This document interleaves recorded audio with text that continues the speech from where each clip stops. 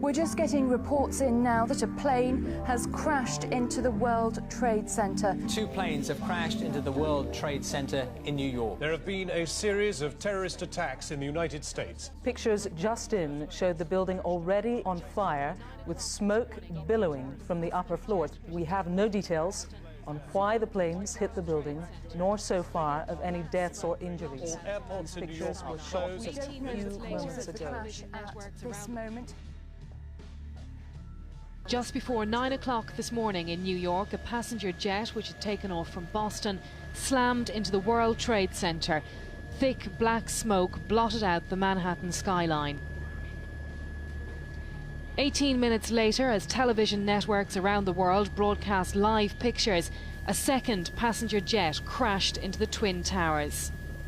We heard a big bang, and then we saw smoke coming out, and everybody started running out, and we saw the plane on the other side of the building, and there was smoke everywhere, and people are jumping out the windows. Everything came down, glass started popping, and people got hurt, stuff went on top of them, and it was a big explosion, and everything got dark. It's got to be a terrorist attack. I can't tell you anything more than that. I saw the plane hit the building. I can't say anything. Just to repeat that officials in Washington are now saying the FBI is investigating reports of a plane being hijacked before these crashes. You were asking about people who may have been in the buildings. No immediate word on injuries or fatalities in these 2 disasters which happened earlier this morning. We can only imagine at the chaos that is ensuing within the World Trade Center right now. Obviously still chaos on the ground as the emergency services try to deal with this unfolding situation. At the moment, we don't have any idea about the number of casualties involved, but as you can see, it's obviously a major crash. But the horror of the worst terrorist attack in history was to spread. A third plane ploughed into the Pentagon in Washington, D.C. The West Wing of the White House was evacuated. President Bush was speaking to children in Florida when he was told about the attacks. Today we've had a national tragedy. 2 airplanes have crashed into the World Trade Center in an apparent terrorist attack on our country. But hardly has he spoken when it emerges that the Pentagon has also been attacked. An aircraft crashed on a helicopter landing pad. And in the last few minutes, it's been reported that one of the World Trade Center towers has now collapsed. Well, that's the scene right now in New York. Just one lone stack of the 110-story block of offices that was the World Trade Center. Obviously, it's a very busy building with hundreds, possibly even thousands of people working there. We can only imagine that all of the hospitals and all of the emergency services will be stretched to the limit. The second tower is collapsing. This smoke is now all that is left of the extraordinary and fine and gorgeous, beautiful, sumptuous buildings that were the World Trade Center. They're gone. A pall of smoke is all that's left.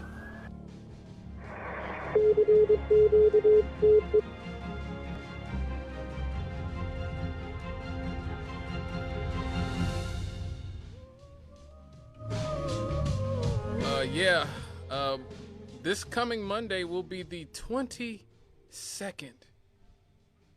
The 22nd anniversary of September 11th. Wow.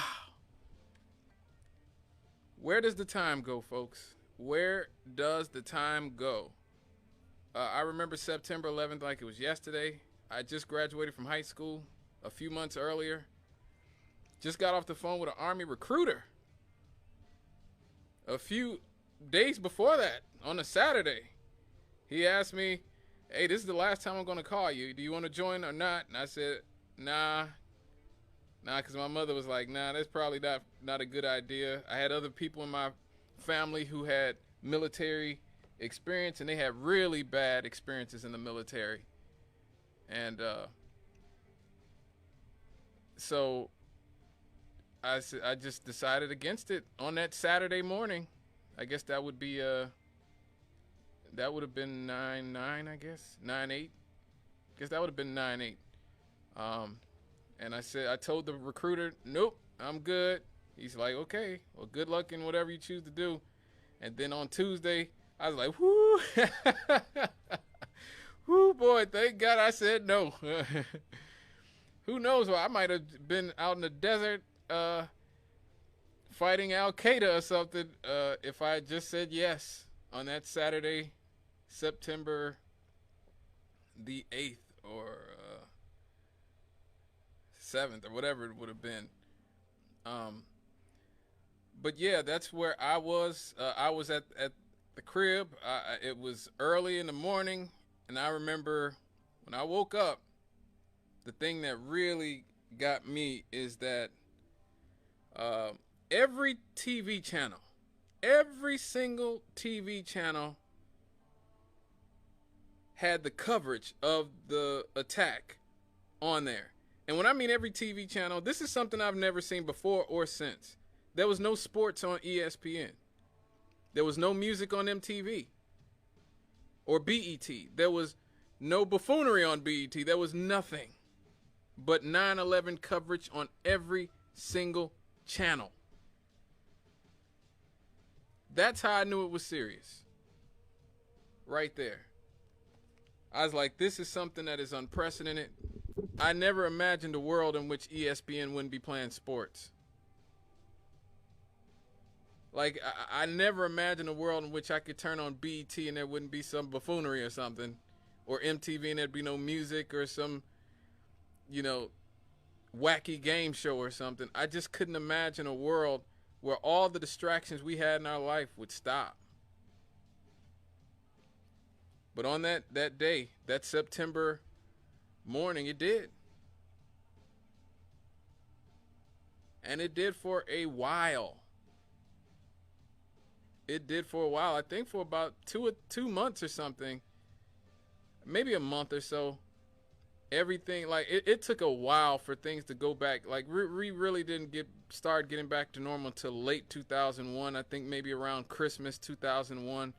You started seeing things start to be a little bit returned to sort of normalcy.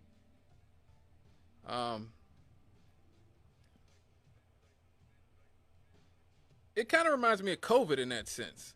Like a younger person asked me that not too long ago. He said, how do you compare 9/11 with COVID? Like the whole strangeness around COVID. And it was sort of different. It was sort of a different thing. They were very bizarre, unprecedented in different ways. You know, COVID was all encompassing. COVID was in our homes. It was on our streets. It was everywhere. Whereas 9/11 was just sort of this haze, this fog that sort of collectively fell over the country for the few months after 9/11 happened. Like, I remember there being articles about how comedy was dead, how irony was dead, how we would never, how could anybody try to be funny? How could Saturday Night Live be funny? How could Saturday Night Live tell jokes when something so awful just happened?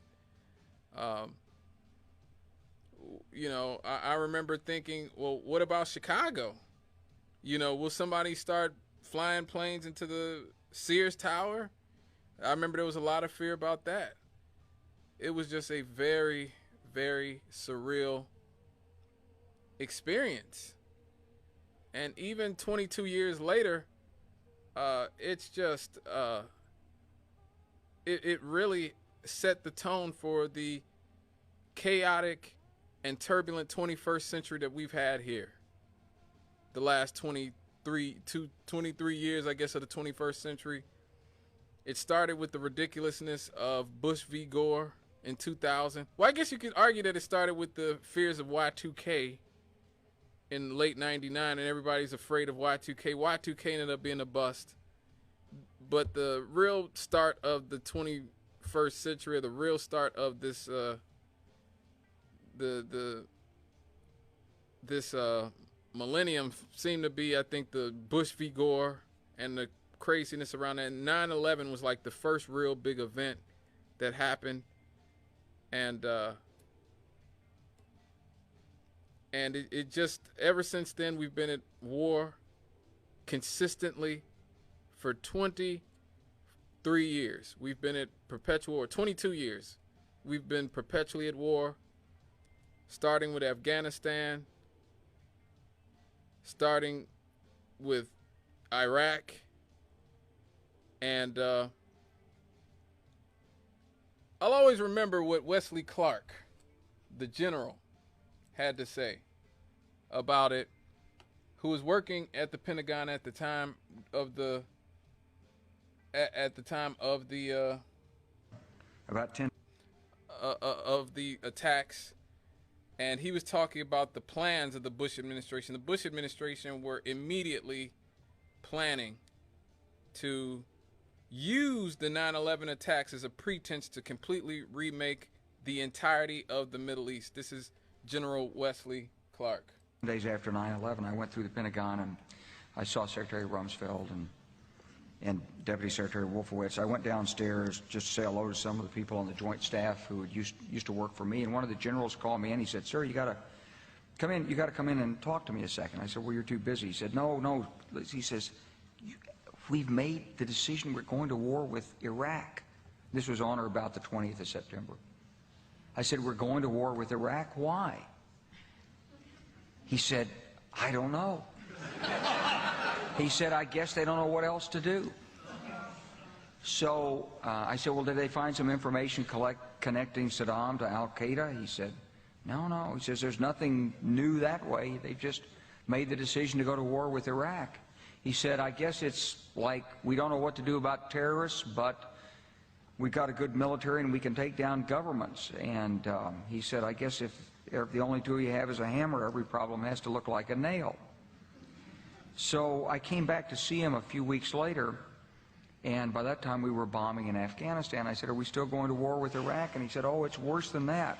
He said, he reached over on his desk, he picked up a piece of paper, and he said, I just got this down from upstairs," meaning the Secretary of Defense's office today, and he said, "This is a memo that describes how we're going to take out 7 countries in 5 years, starting with Iraq and then Syria, Lebanon, Libya, Somalia, Sudan, and finishing off Iran." The truth is about the Middle East is, had there been no oil there, it would be like Africa. Nobody is threatening to intervene in Africa. The problem is the opposite. We keep asking for people to intervene and stop it. And there's no question that the presence of petroleum throughout the region has sparked great power involvement.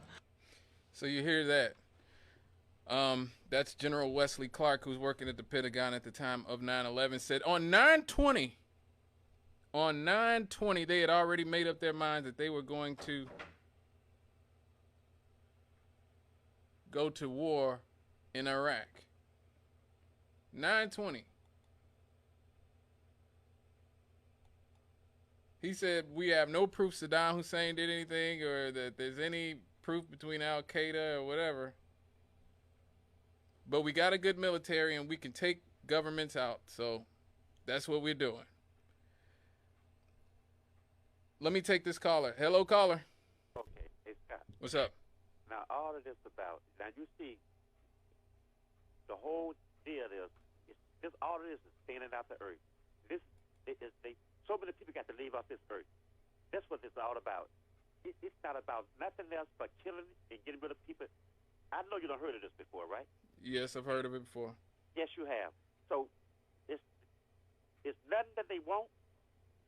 It's all that they want to do is just kill, thin out this whole nation, thin out the world. That's what it's all. Too many people on this earth.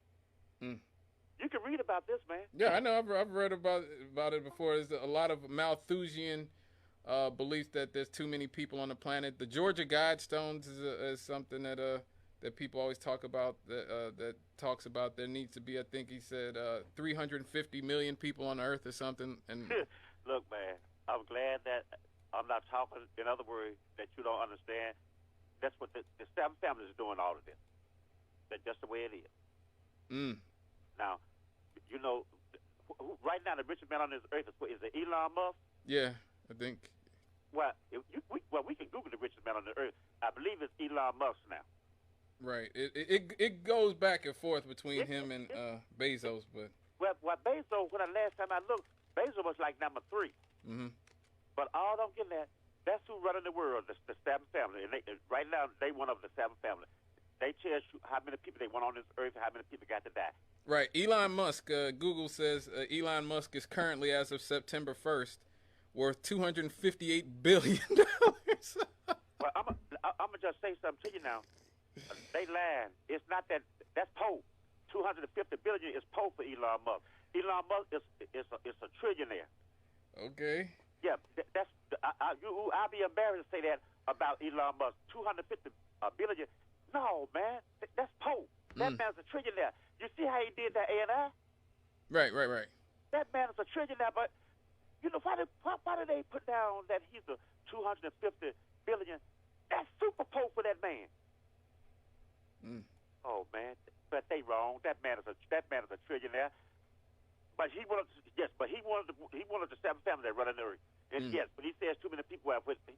That man Bezos, when they say too many people on this earth, there's too many people. Now there's other filthy rich people too, but they not know Elon Musk. Right. They don't have that kind of money. But you know, for $250 billion for you and me, man, that's filthy rich. We know that, right? Right. But I just want you to know, the old men is the one that are running this world. All right, now. Thank you for the call. Hello, caller. Hey, what's up? I just want to chime in on that conversation right there. You know, we got to stop believing the hype of what American media wants you to think. These guys are the richest men on earth. That's a lie. First of all, their money ain't backed up by gold nor silver. Mm-hmm.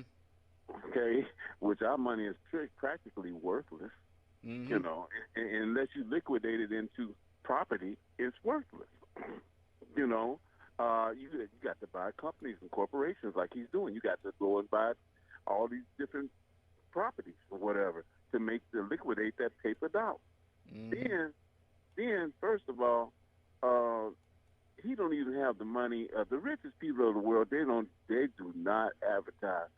Do you think Elon Musk has more money than those kings of Saudi Arabia, who've been the oil capital of the world since the 70s or whatever? You know, really? And then they don't even have the money that the Rothschilds own. The Rothschilds in England own practically all the gold mines and most of the diamond mines and every other kind of the silver mine. They own all the national and international banks that are worth anything. The Rothschilds are at the top, and they're not even at the top of their family.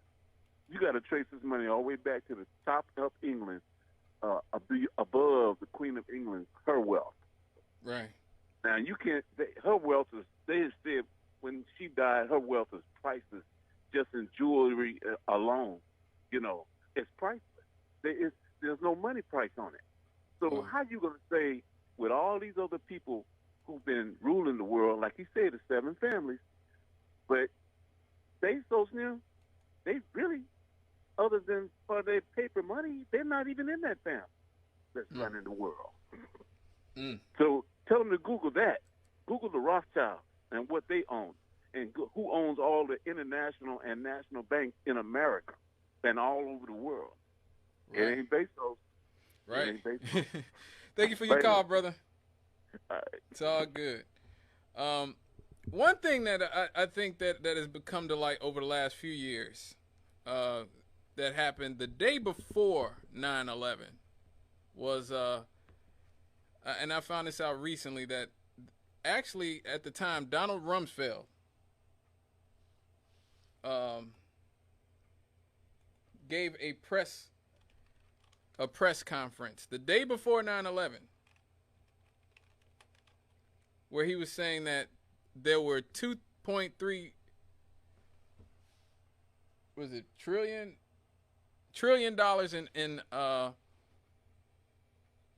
in transactions that could not be traced, that was somehow that couldn't be tracked, that they couldn't find.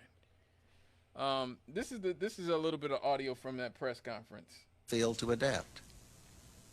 And the fact that they can fail and die is what provides the incentive to survive. But governments can't die. So we need to find other incentives for bureaucracy to adapt and improve. The technology revolution has transformed organizations across the private sector, but not ours, not fully, not yet. We are, as they say, tangled in our anchor chain. Our financial systems are decades old. According to some estimates, we cannot track $2.3 trillion in transactions. We cannot share information from floor to floor in this building because it's stored on dozens of different technological systems that are inaccessible or incompatible. So yeah, that's him talking about that the transactions between the different entities,